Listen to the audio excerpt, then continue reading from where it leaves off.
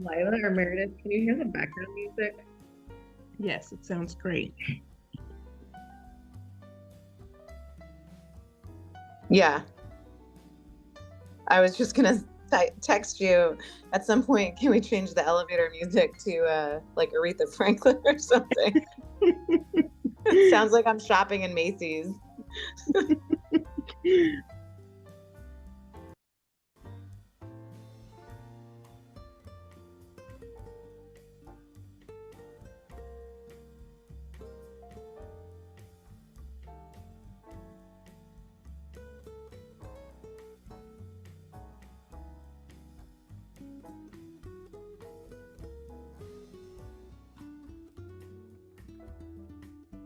All right, I'm gonna start letting people in, and I will share my screen.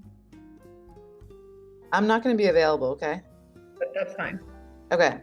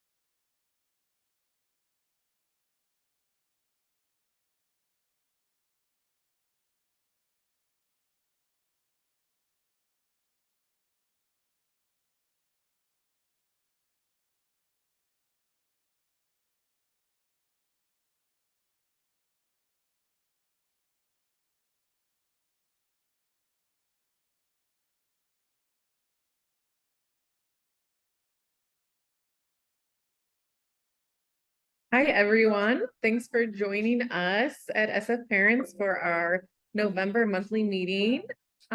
We are letting people into the waiting room. This is a good moment to take a deep breath, enjoy some elevator music, and then we will launch a poll in about 1 minute.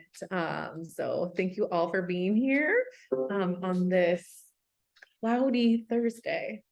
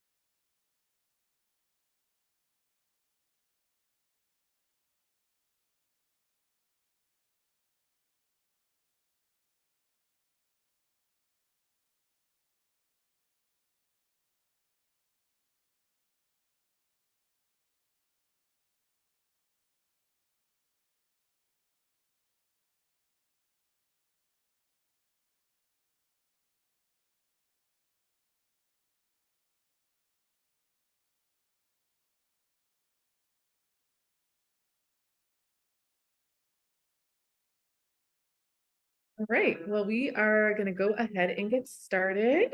Give me just a moment to turn off our music.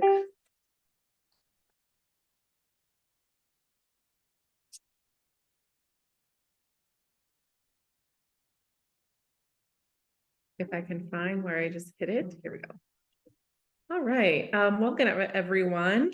I do see that our special guests are here as well, so we can kind of officially move into our programming section for today. I am Nicole Gangitano, our managing director at SF Parents, and I am so excited to see that we have so many folks today coming out and interested in hearing more from our special guest today about curriculum instruction, what's happening across SFUSD.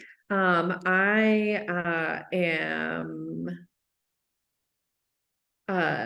really excited that we'll get to spend the next a little bit less than an hour-ish together with you all. For those of you who are new to SF Parents, what you can see on your screen here is our mission, vision, and values. SF Parent Coalition centers the needs of children and youth in San Francisco Public Schools by bringing together a diverse network of parents and caregivers to advocate for a thriving, equitable school system. So this is your first meeting today.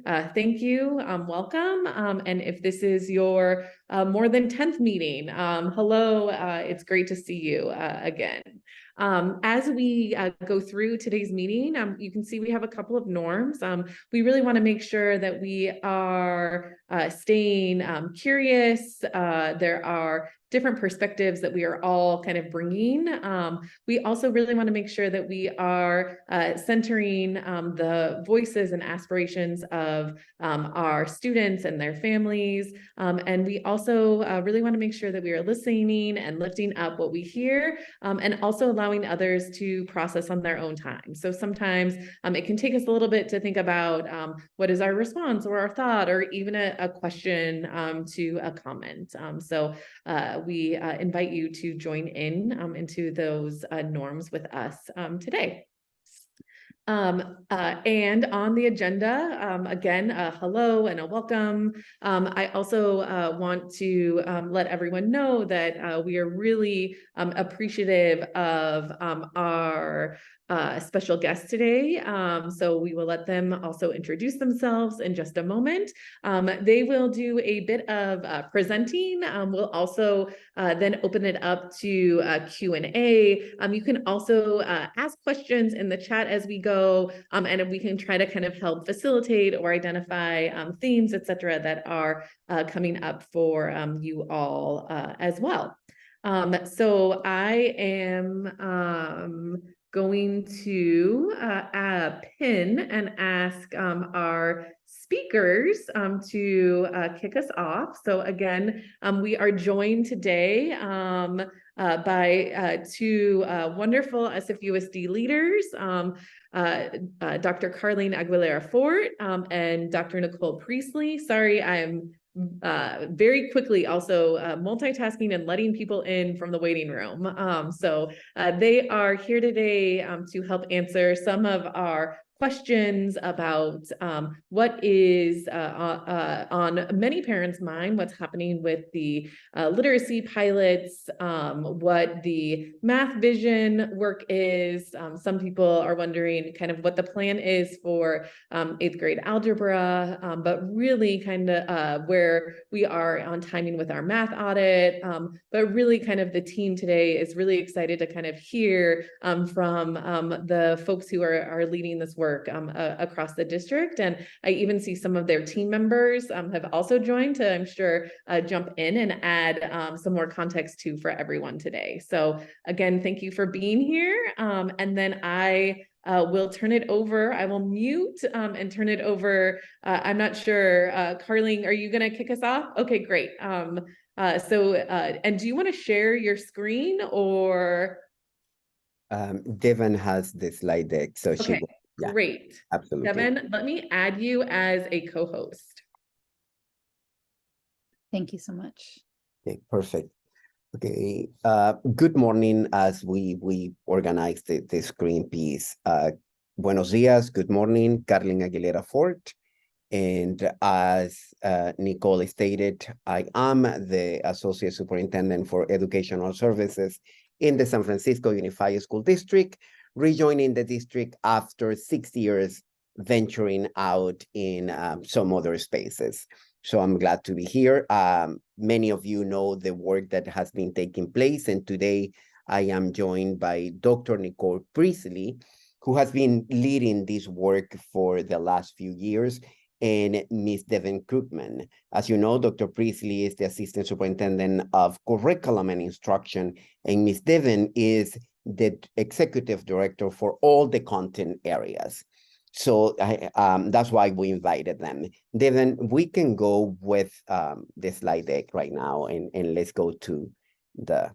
So again, I will not spend too much time on this particular set of slides. I hope that you know exactly which ones are the goals that the superintendent and the board had set forward so that we can do the work in terms of central office, schools, and classrooms to support our students to have way better, higher levels of achievement.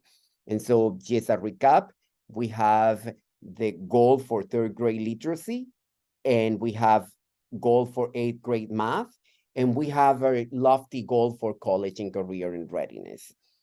For the last 2 years, our team has been working on identifying what is it and what does it mean to have high quality instruction in San Francisco Unified School District. And you have here the key elements of that high quality of instruction. Let's go to the next one. I just want to make sure that we go to the pieces that the parents are interested in. So we want to provide you with some updates in terms of where we are right now with language and literacy. So I will ask Ms. Krugman and Dr. Priestley, and then we'll come back after we finish the literacy component, we'll come back to share about the math. Thank you, Dr. Ford, and good morning, everyone. Been in this space many times, and I'm glad to be back. And I'm going to speak for Devin as well. The ELA literacy update is very brief because I know many of you have heard about this work over the years, and we are making progress, and we just want to revisit it to give you the update as we really come to our landing on the adoption process. We continue to focus on the 4 areas from the audit, which are the findings from the audit, where these are really the spaces where we want to strengthen our curriculum.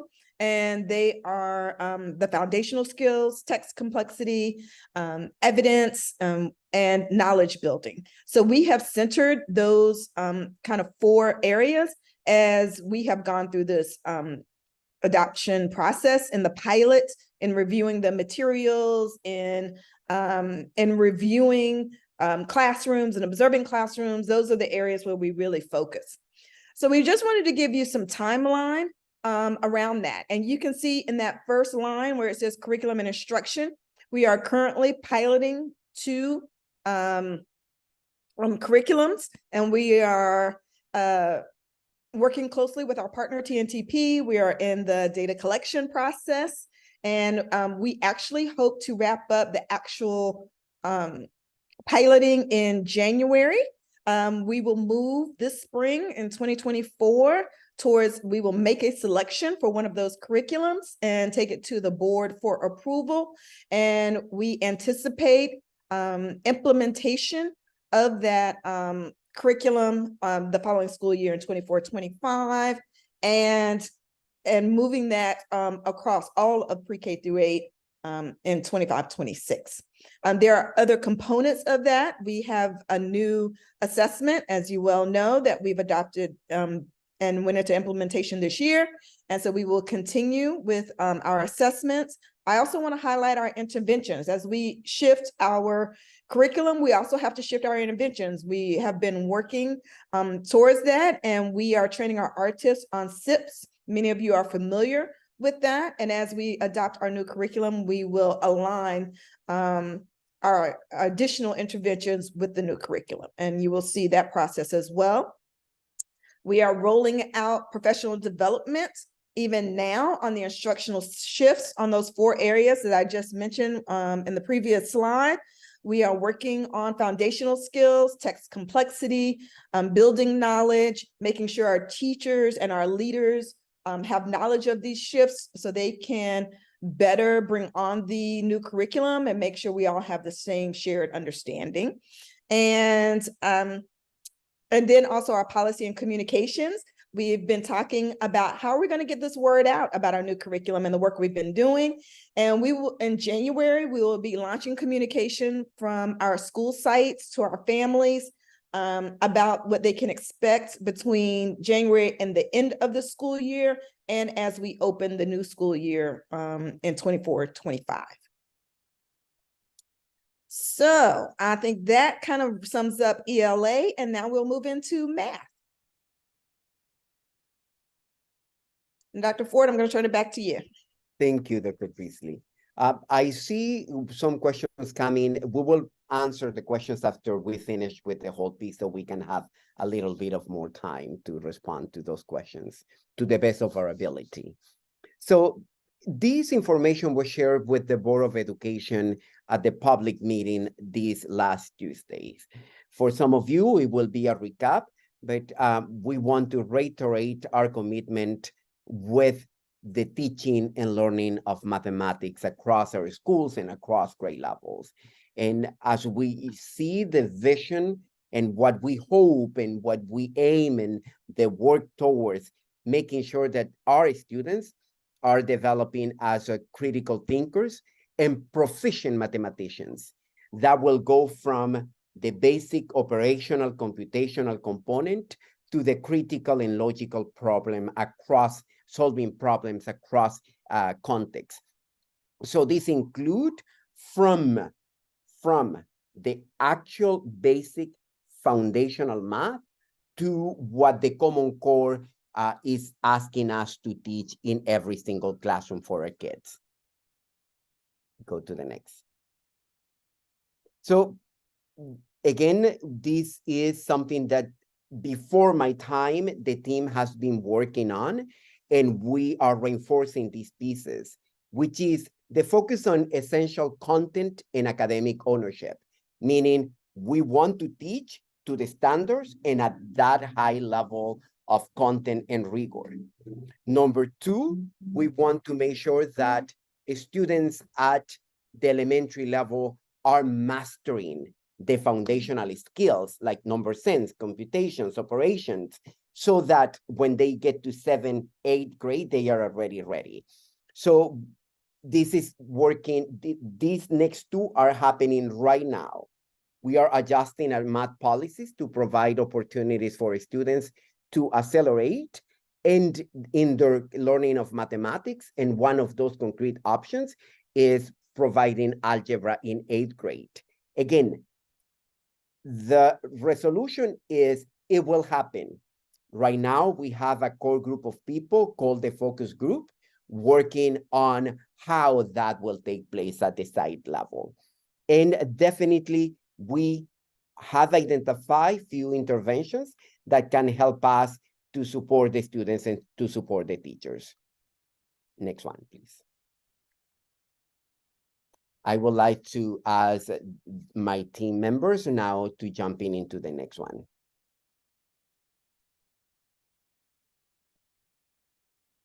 So I'm going to jump in on this part. As we look at math, two areas that we have really centered on are the essential content that first teach that students receive and the academic ownership. What are our students learning? How are they able to express what they are learning? And so our pillars for that in the Common Core are around focus, around making sure that we are going deep into the math work, the major work of the grade, and that students are getting those strong foundational skills and are able to, from grade to grade, make the connections that we want them to build on so that they can be ready for that higher level work when that time comes. Also, we know we have a goal around 8th grade, bringing Algebra 1 into 8th grade and making sure students are successful in math at that particular juncture. But we also know that we need to do a lot of work before 8th grade. Students come to us with numeracy skills, and how can we build on that? And we want to make sure that students are strong in those skills, particularly in the foundational areas and make sure they can apply it to their everyday life and that they have a good understanding of how it connects to other content areas. And also to make sure that they are developing those numeracy and computational skills that you see there, the interpreting data, the conducting experiments, and solving technical problems. So that's really the core work that we know we want to start early.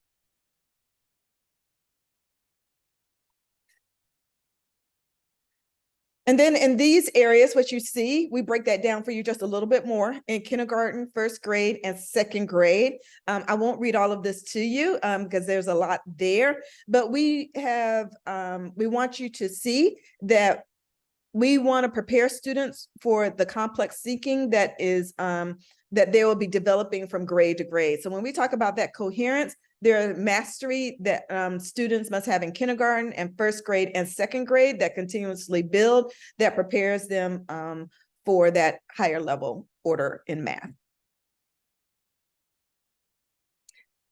So as we make changes in our curriculum, and we'll talk more about that in terms of where we are with the math audit, we also have to make some changes in our policies. So yes, we are working with a focus group now to bring acceleration into 8th grade, which is Algebra 1. And we are working with different prototypes with our focus groups to investigate them and see what is the best way to bring Algebra 1 into 8th grade while ensuring equity and access for all of our students and opportunities for support. And in that, we have to look at reorganizing the course sequence and how the classes might be ordered. And so these are the principles in which we work with. And this is where we center our work. We want to ensure again, those foundational skills are being approached in every classroom, that there's high quality teaching around that, and that there's access and opportunity for students to demonstrate their learning. We want to make sure that our most underserved students have as much opportunity as possible, that they're at the forefront. And when we center the opportunities, we want to make sure that everyone is included. We also want to have targeted interventions, which we'll talk about just a little bit more in terms of what students need to be successful. And we also want to make sure that we're not tracking students. And we have had that in the past, and we've heard that from our community. So in the ways in which we move forward, we want to make sure that we're doing all we can and not to track students. And then this is our timeline. Like ELA, you'll see the math timeline. We are currently in the math audit. We are wrapping up that audit. We actually have a meeting with TNTP right after this meeting. So, and they will be producing a report of the audit that will be brought to us in December. And I believe we're going to bring that will be part of the math presentation when we go in front of the board, I believe in January. Or is it February? We'll put in the date. So the math audit is underway. They are looking at our written curriculum. They have observed classrooms across the district. And so we know that we will be in the spring looking at various curriculums and going through a process to prepare for piloting. We will pilot into next year with an implementation of a new math curriculum in 25-26. We also have a new assessment, much like ELA, we're using our new assessments in math, and we are just in the process of collecting our first round of data. So more information will be coming on that. We also have interventions. Right now we have Dreambox and IXL. IXL is new to us. We are in the process of bringing it on board, and we are training our teachers in middle school specifically around the Dreambox, and it is available to all students in K-8. And we have professional learning that we are engaging in. We are looking at assessments, and we are looking at coaching models that how we can use our coaching network to support teachers in math. And we are looking for policy changes that will support bringing Algebra 1 into 8th grade. And I think that is all we have for math in terms of the deck. And I think now we'll turn it back to you, Nicole, to facilitate our next piece of the meeting. Great, wonderful. Thank you both so much. So how we will do the next kind of portion of Q&A, I'm gonna start by kind of going through order here related to questions around curriculum. I'll start first on kind of some of the questions that have been submitted around the literacy pilot. And then if you have another question related to, that way we're not like literacy and then math and literacy and then math. So let's think about all of your questions around literacy right now. I'll read those out. And if there's another one that you want to ask, just use in Zoom the raise your hand. That way I can call on you and you can make sure that we get to your question as well. Starting off, can you tell us a little bit more about where the literacy pilots are happening, what schools, how many kids? Not everyone here knows as much about the details there. It's a pretty extensive pilot. I'm going to ask Ms. Krugman, Devin, to support me in this. We are actually collecting the data right now from the pilot. I think we have well over 200 teachers who are piloting and across the district. It was voluntary. So I can't name every school, but I would say in most of our schools, some of our schools, we have one teacher. Some of our schools, we have entire grade levels.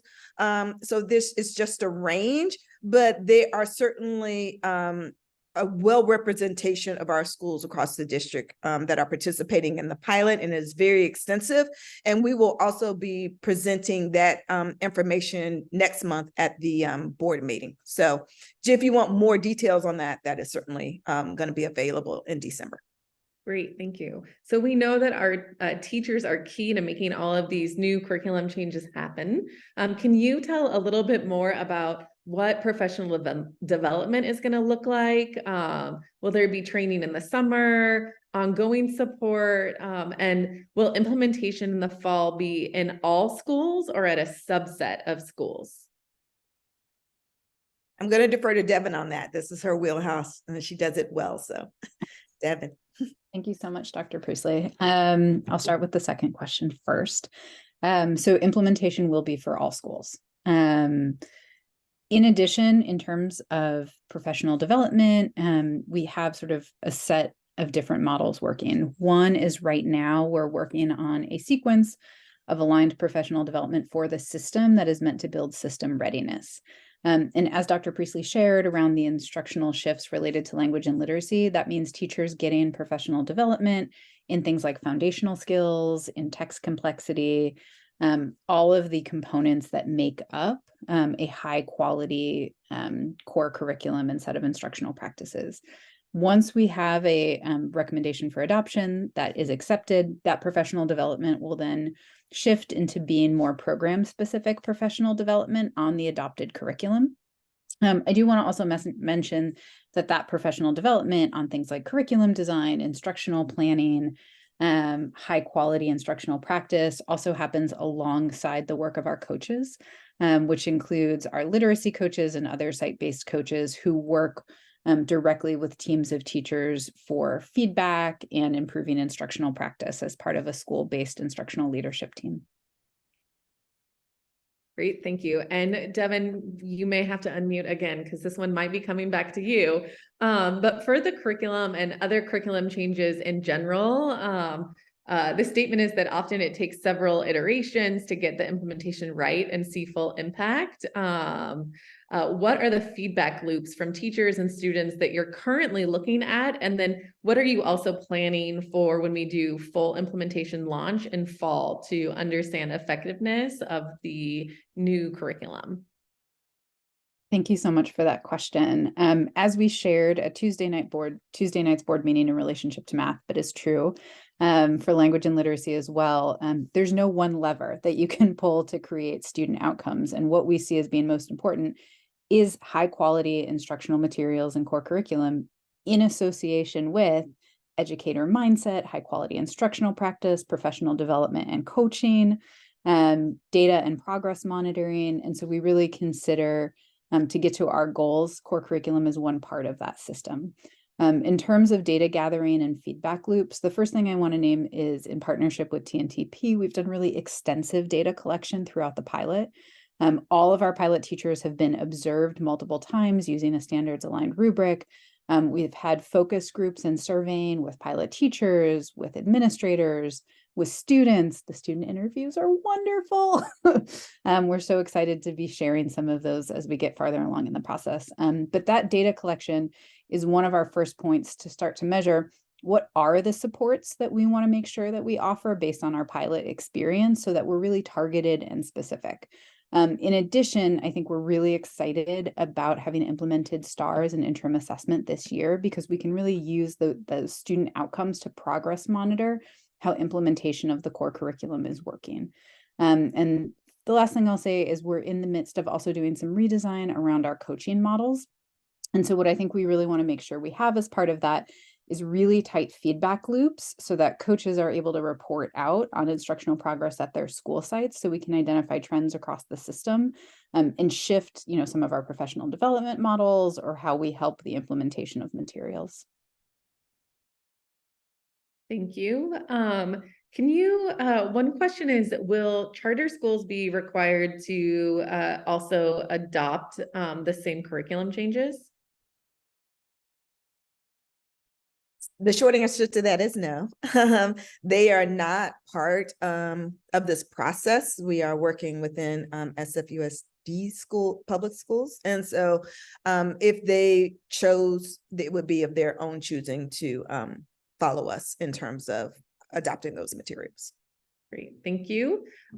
So we know that there are a lot of changes happening across kind of our Tier 1 interventions. Can you tell us a little bit, there's some questions around the expectations for Tier 2 interventions. Will there be expectations that the Tier 2 intervention will be SIPs? Will FNP LLI continue to be used either with conjunction or SIPs on its own? And then what is the plan for reading recovery? You want me to take that one? Yeah, you can. Okay, sounds good. Yes. So in addition to the shift in Tier 1, we are also experiencing a shift in Tier 2 and Tier 3 as well. And those shifts are sort of based off of two main premises. The first one is a really strong belief that the best Tier 2 intervention is a high quality Tier 1 curriculum and instruction practice. And that the second piece is to make sure that any Tier 2 intervention programs used are really in alignment with the core curriculum that's adopted. And so, for example, our RTIFs are the Tier 2 reading intervention specialists within the district. We've shifted them onto SIPs for intervention in foundational skills, things like phonics and phonological awareness. So some of those historical practices that you may have seen within the district, I believe, reading recovery and LLI are mentioned. We are shifting away from those. And towards things like SIPs and other standards aligned, curriculum aligned, and research-based intervention programs.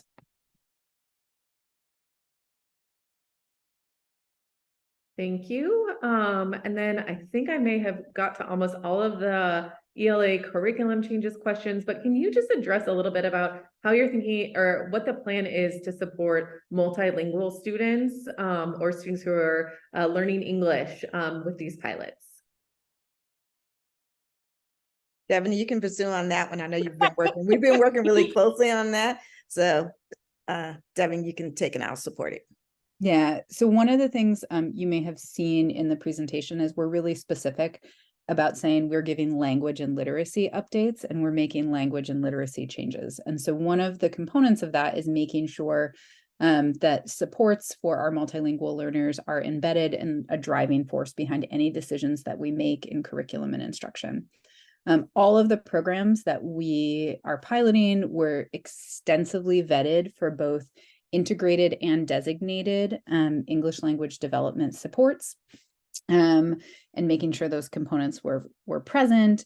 We also want to make sure that we support multilingual learners within our language pathways. And so they're also available in Spanish for Spanish language arts.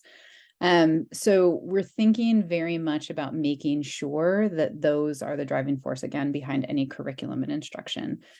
decisions that we make. And, as we begin to share our vision for language and literacy, you should see that front and center as well. Great, thank you. So I'm going to open it up. Does anyone else want to ask a question around language, literacy pilots, and then we'll transition over to math. And you can raise your hand, or you can also unmute as well.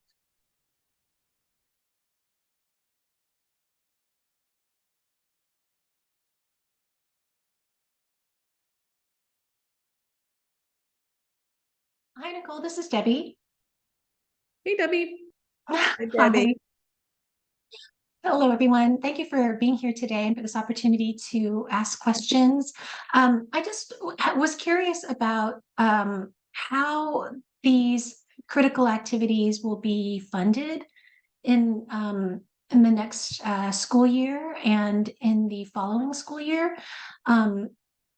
In terms of all of these programmatic changes and site-based activities, is there any risk involved in not having sufficient funding support in being able to roll out the new curriculum and conduct the professional learning and do the evaluation and corrective action, making sure that we have enough financial support to do all of this effectively and with fidelity?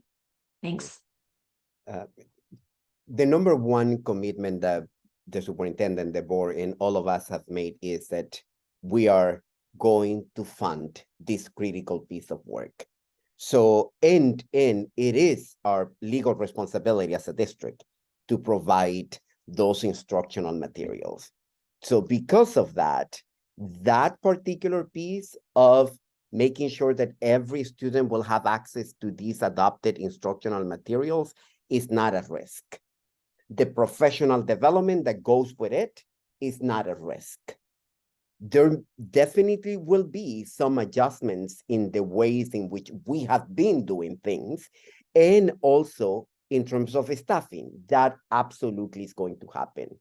Our work and our commitment is to make sure that the integrity of the adoption and the implementation and professional learning and coaching is not jeopardized because this other piece. So in a nutshell, no, the funding for this is not going to be used for something else. Thank you. And I think a good follow-up, if you can clarify or just add more around, is that we've heard that teachers don't have a lot of time for PD training. And it sounds like there is a lot of PD plan for rollout for the new literacy curriculum. Do you think that you have enough time planned so far? And will it be required for all teachers? That part of the process is still on the works because we do have, remember, calendars and teacher calendars are negotiable. So that, including the days for professional development. That doesn't exclude all the work that Ms. Devin Krugman and the team are doing right now to provide different points of access for teachers to have professional development. Ms. Krugman, I don't know if you have any more specific information about the different avenues for professional development.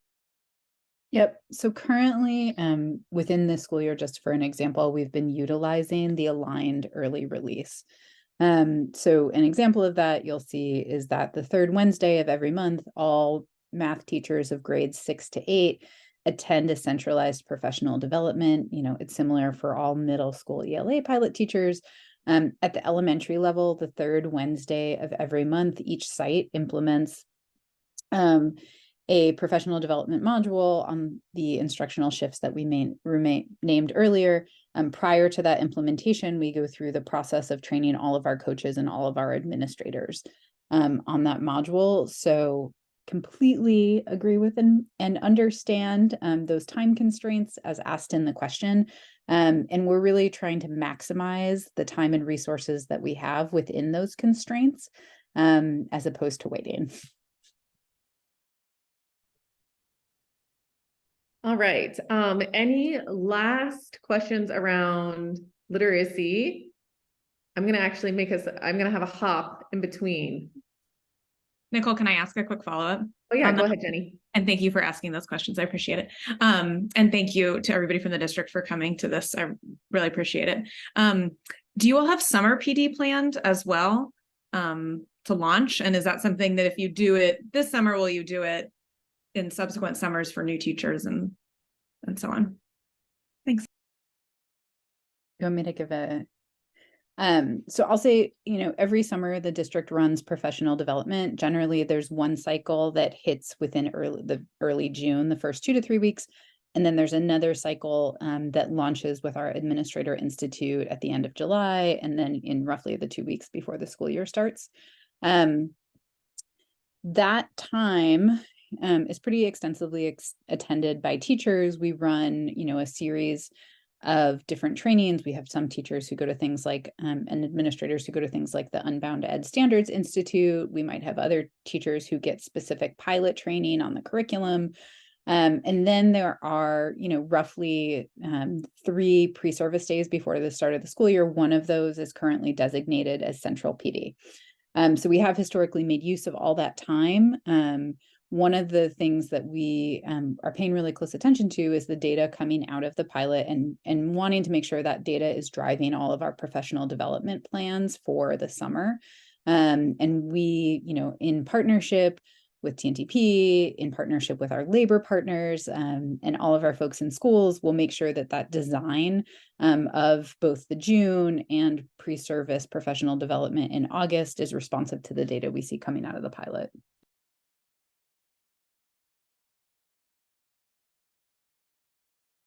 Great. So my bridge question to math is that we know right now it is parent caregiver conference time and kind of pre-submitted.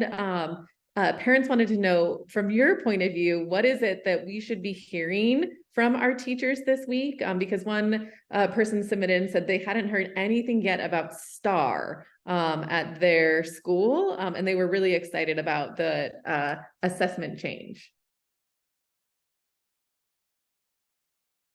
Although we cannot respond to the specific situations by teacher and by a school, what we can tell you is that this first set of results from the STAR, teachers were asked to share and school sites were asked to share. There are 2 pieces that we can do right now. We can connect with our partners on the school operation side of the house and connect and see exactly how that information is being delivered and shared. And we can also can invite our associate superintendent for school operations, we call it lead, to join us at another time so we can share with you what is specifically being requested and asked from principals and teachers. So we have this balance of the 2 sides that support schools operations. In our case, we are the instruction and curriculum that develops and designs the professional learning pieces. And as a follow-up there, with the STAR assessment data coming in, is there anything that you can share with the group on what you saw for fall results? Actually, tomorrow, some of us are having at the executive level at first analysis of those results. So we are engaged in that. Ms. Krugman's team is also, they are engaged in analyzing this. Personally, from our side of the house, we are meeting tomorrow and we will look at the data. And from that, we will identify as a team with the school side of the house, how we can support teachers. Right now, we are obtaining a baseline. Wonderful. Well, we will look forward to hearing how the data review goes and some of the trends at the district level. You can count on us to follow up there. In terms of transitioning over to math, there have been quite a few questions around kind of math, 8th grade algebra in here. And I would love to just open it up to anyone to unmute or raise their hand if they want to ask a question first, and then I can kind of go through the ones that have been submitted.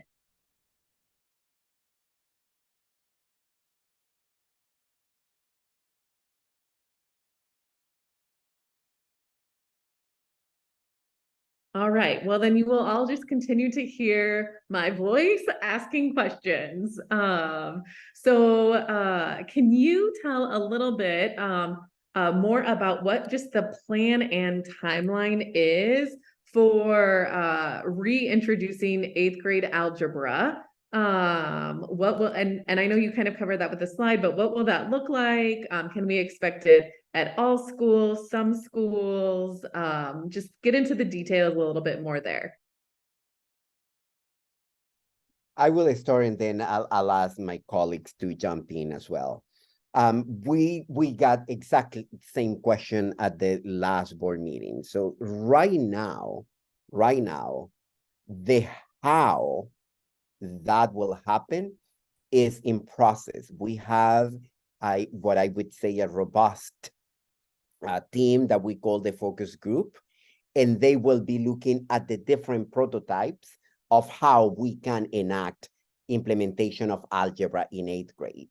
The prototypes will have a whole bandwidth of possibilities, and we are relying on the expertise and the experience of the group to provide us with some guidance and advice.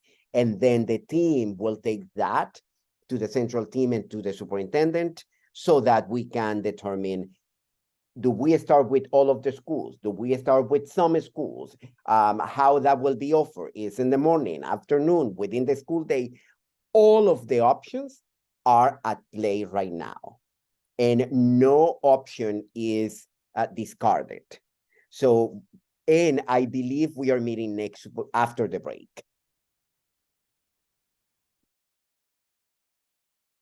I don't know if there is anything else that you would like to add, colleagues. I think you covered it pretty well, unless there was a more specific question around that.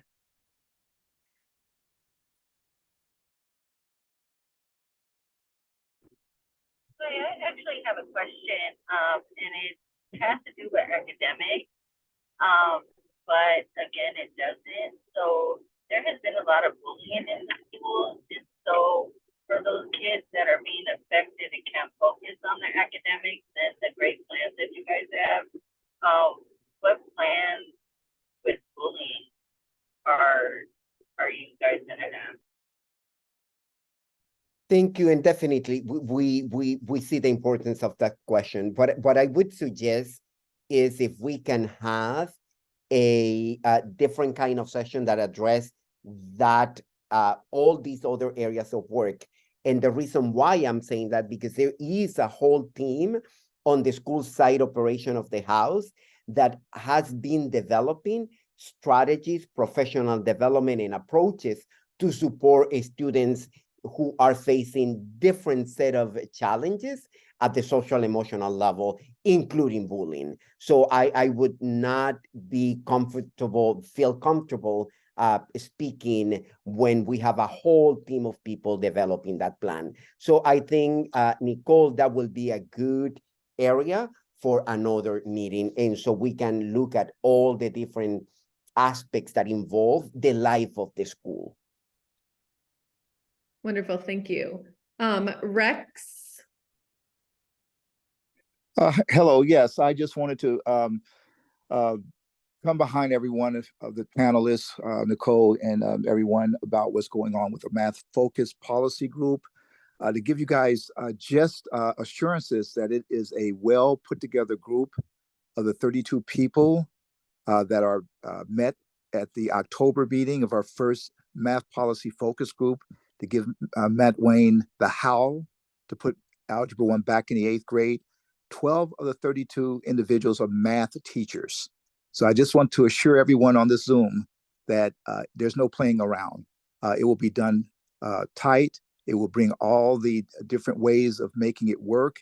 And when Matt Wayne gets the recommendation to put before the board for voting on February the 13th, you guys can be assured that every angle has been addressed. Thank you. Thank you, Rex. Let's see. I think there was one question. Let me scroll back up. Jen, would you like to unmute and ask your question if you're available? Sure. So this is Jen Ferrigno, and I work for Supervisor Ronan, District 9. And we've been working in collaboration with the school district to support different initiatives, including the whole school lesson study math pilot that's happening at John Muir, Sanchez Elementary, Flynn, and Malcolm X.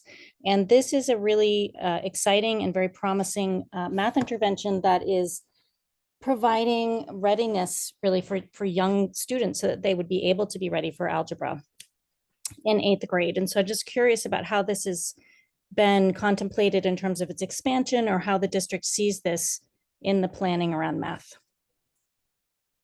Thank you. And actually, we are waiting for some of our colleagues and team members, including our Director of Professional Learning. We are waiting for the return from that trip to learn about the practices and the whole incorporation between central office and the school sites. We are committed to evaluating, to looking at the results, to see the outcomes across the board, not just in one school, and to determine what practices can be implemented. And if indeed we are going to, there is something to be learned, and we are committed to use the learning from this experience. That's the commitment that we can make. Thank you. Great.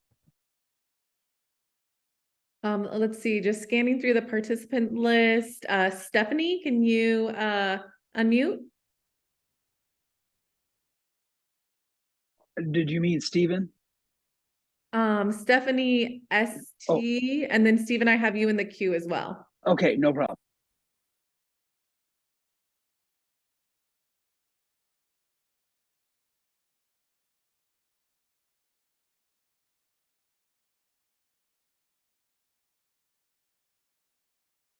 Stephanie, do you want to put your question again in the chat?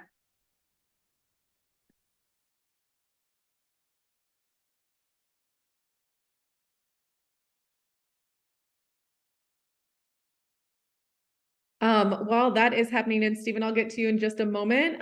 Can we know that for all of these math and ELA shifts to happen, we need amazing teachers in classrooms. And we also have heard from parents, and I know you heard at the panel last week, we still have vacancies at schools. I know that HR isn't exactly your wheelhouse for either of you in terms of like your day-to-day role, but we would love to hear from you as leaders of our district. What is happening around filling vacancies for this year so that kids can actually have math instruction from a highly qualified math teacher, or and many other subjects. We've received a lot of kind of comments and questions on this. So if there's anything that you can address there, that would be great. I can share a few things. Number one, the superintendent is completely committed to the recruitment and hiring of high quality math teachers. We have a new associate superintendent for human resources, and she has been actively engaging her team in terms of going out. That's one piece. And we know that that doesn't generate immediate results at this time of the year. So we acknowledge that.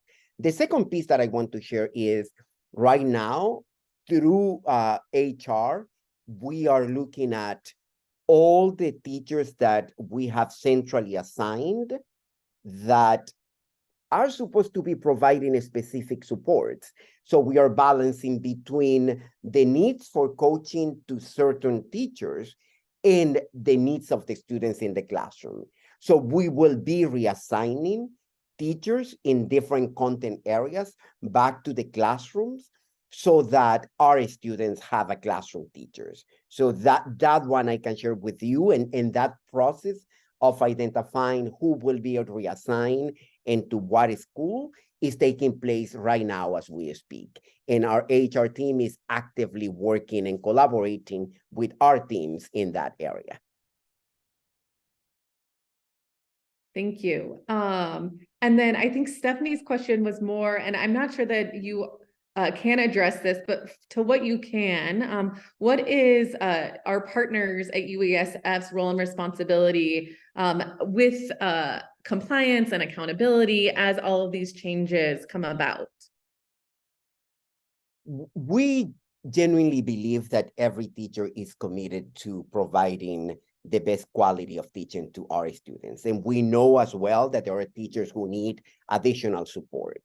We are partnering with UESF and our teachers also, and I think that was part of the results that came out last year as people did the assessment of what we have in place for literacy. Our teachers want a set curriculum and instructional set of materials that can help us to teach. So from what I have learned so far as I return to the district, our teachers are committed and want to do this work. And I will mention this partnership with the school operations side of the house. We both are committed to working with the site principals and the teachers so that we can enact the implementation of the curriculum with fidelity. Thank you. Stephen, I'm going to ask you to unmute, and then we will open it up for one last question and then close out our meeting. Okay, my niece is moving to San Francisco and she's heard lots of things. She's coming from North Carolina. She's heard lots of things. She wants to know, she has a 5th grade boy who I just want to know, and she wants to know, we can't seem to get a straight answer. Is he going to be told when he goes to school that he's a white male oppressor? Again, I don't think this is something that we tell students in the San Francisco Unified School District. San Francisco Unified School District prides itself for being a welcoming, embracing district that embraces diversity at all levels. So from what we know of our district, I can tell you that we don't tell people those things and not to our students. All right, thank you. And then to close out, for both of you, what is something that you think that as parents and caregivers, we can be doing to help support you in all of these amazing changes that are upcoming and happening? Since I have been talking, responding to, I will invite my colleagues, and then I will talk a little bit as well, but I will close. But any one of my colleagues, we have few minutes.